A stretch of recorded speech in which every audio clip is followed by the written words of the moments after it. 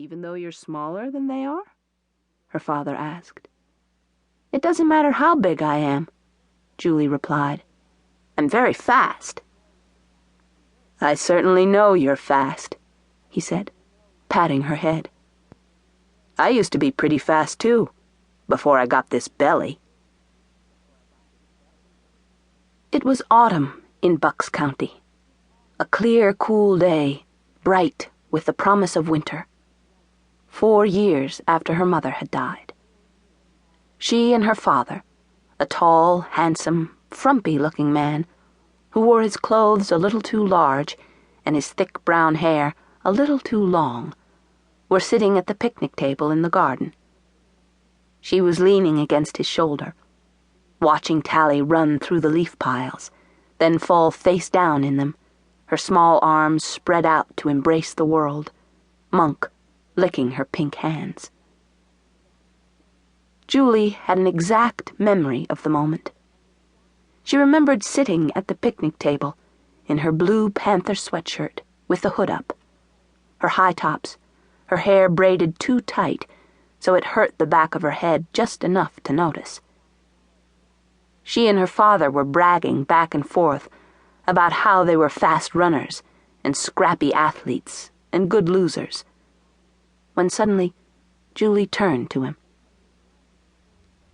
"You must be lonely without a friend your age at home," she said. "Like I have Tally." "Sometimes," her father agreed. "I can be everything, you know," she said. "You are everything, chum," he said. "I mean really," she said. "I can be your son and your daughter and your pal and sort of like your wife." She slid under his arm. "All those things in me." "You really are all those things, Julie," her father said, giving her a soft panda bear punch to the jaw. Lately, she had been thinking about her mother's wedding ring. She had seen the wedding ring on top of her father's dresser.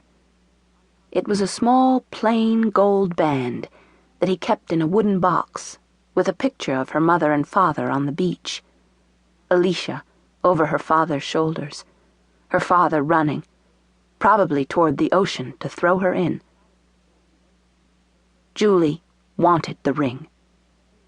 She didn't know why she wanted it, but she did.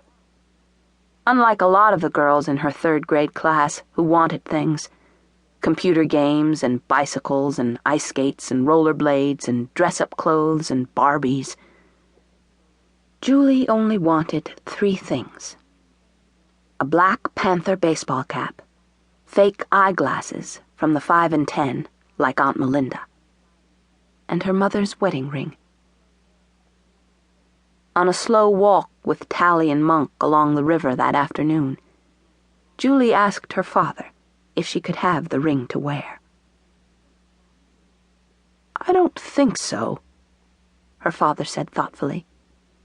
"That's the ring I gave to your mother, chum." "I know, but I was thinking maybe I should have it now." Her father shook his head. "It just doesn't feel right to me," he said. He lifted her up in his arms, high above his head, and swung her upside down and over onto the ground. "But ring or not, pal," he said, "you're still my everything." So from the time she was 8 years old, in 3rd grade at Newtown Elementary, winter and summer vacation, Julie MacNeil became everything in the MacNeil house. She learned to cook, even dinners on evenings her father was home late from the radio station where he worked.